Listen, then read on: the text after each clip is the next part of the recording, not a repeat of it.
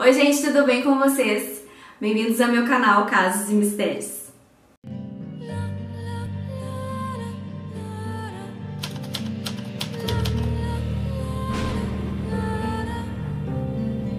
Oi meus misteriosos, quanto tempo, né? 2 semanas sem vídeo aqui no canal, já estava ficando desesperada. Como vocês podem ver aqui, o cenário tá igual e tá diferente, eu me mudei. Pra quem me acompanhou lá no Instagram, casos.mistérios, me sigam lá. Hoje eu vou contar uma história muito conhecida, mas ao mesmo tempo eu acho que não é muito conhecida por muitas pessoas, que é um assassinato que ocorreu, um assassinato em massa, que ocorreu nos Estados Unidos nos anos 80. Para começar o vídeo de hoje, eu vou contar um pouquinho do início dessa história, um pouquinho da infância, um pouquinho da história de vida dessa pessoa que causou essa atrocidade. O nome dele era James Oliver Hubbard. James Oliver Hubbard nasceu no dia 11 de outubro de 1942 em Ohio, nos Estados Unidos. A infância do James sempre foi muito difícil, desde o início, né? Ele não tinha muito o amor da mãe, e a mãe dele era uma mulher que era muito fanática por religião, mas fanática mesmo. A mãe do James abandonou a família quando o James tinha 7 anos, e desde esses 7 anos de idade ele foi criado pelo pai.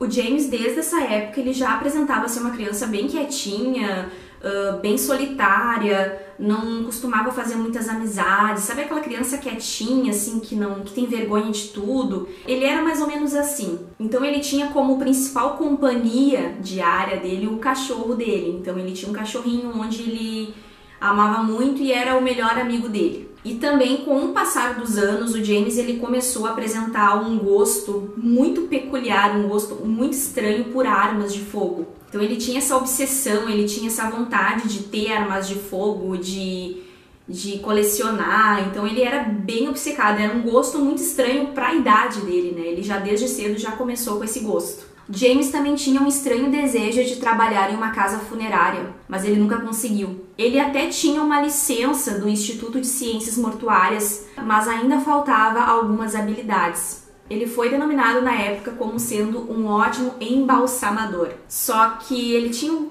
pequeno problema, que ele não conseguia emprego nessa área que ele queria, ele não conseguia lidar com pessoas, ele era uma pessoa totalmente antissocial. Em 1965, quando ele tinha 23 anos, ele se casou com Itna, acho que é isso, Itna. Alguns anos depois, em 1970, eles tiveram 2 filhas. O James ele tinha um emprego estável na época como um soldador em uma metalúrgica na Geórgia. Fora sua esposa e filhas, o James ele não tinha nenhuma relação social bem sucedida, né? Ele sempre teve esse problema de se relacionar com pessoas. Então, o único relacionamento saudável, vamos dizer assim, e mesmo assim sob suspeitas, era com a sua família. Ele passava a maior parte do tempo livre lendo revistas sobre armas e literatura de sobrevivência. Bastante suspeito, não? Mas a situação mental do James começou a piorar quando ele foi demitido da empresa. Ele acabou ficando 6 meses desempregado, conseguiu um emprego logo depois desses 6 meses, só que não durou muito tempo e logo depois ele foi demitido desse segundo emprego. A partir daí, o James começou a falar sobre suicídio e coisas ainda piores. Ele dizia para as pessoas que ele não tinha uma razão para viver, que ele era um homem que não tinha um emprego, que ele não tinha como sustentar a família dele, que ele não servia para nada, enfim, ele se desmerecia muito, ele entrou numa depressão muito grande e uma raiva dele mesmo por estar passando por aquilo ali. Ele também passou a dizer que se ele não tivesse um emprego, né, ele não tinha razão para viver. Ele também chegou a mencionar para a família dele que se ele não conseguisse sustentar a família, ele se mataria e levaria todos com ele. No final do ano de 1983, em busca de uma vida melhor, o James e a sua família se mudaram para San Diego. Ele arranjou outro emprego como segurança dessa vez, mas também não durou muito. Ele e sua família se viram forçados a se mudar para um pequeno apartamento. O James ele acabou, depois disso, ficando cada vez mais deprimido, cada vez mais paranoico, né, devido à situação financeira dele e ao estado que ele se encontrava de não conseguir parar em um emprego, né, de não conseguir dar uma vida boa para a família dele. Até que na manhã do dia 18 de julho de 1984, após ele sair para pagar uma multa, ele disse à sua esposa: "A sociedade teve a sua chance." Horas mais tarde, o James vestiu uma calça camuflada e uma camisa preta. Quando a esposa dele perguntou onde ele iria, ele respondeu: "Vou caçar seres humanos." Às 15h56, James entrou num restaurante fast food com uma pistola semiautomática, uma carabina de 9mm, uma espingarda calibre 12 e centenas de cartuchos de munição. Ele abriu fogo contra as pessoas que estavam lá.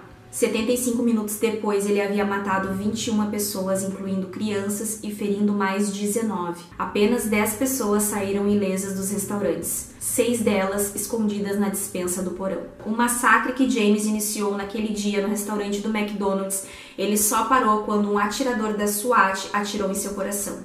James ele foi descrito por seus colegas de trabalho e vizinhos como um homem sombrio, violento, paranoico e de pavio curto. Ele também tinha um histórico de violência doméstica. Ele batia tanto na esposa quanto nas filhas. 6 anos após a tragédia, um memorial permanente foi criado para aqueles que perderam suas vidas durante o massacre do McDonald's.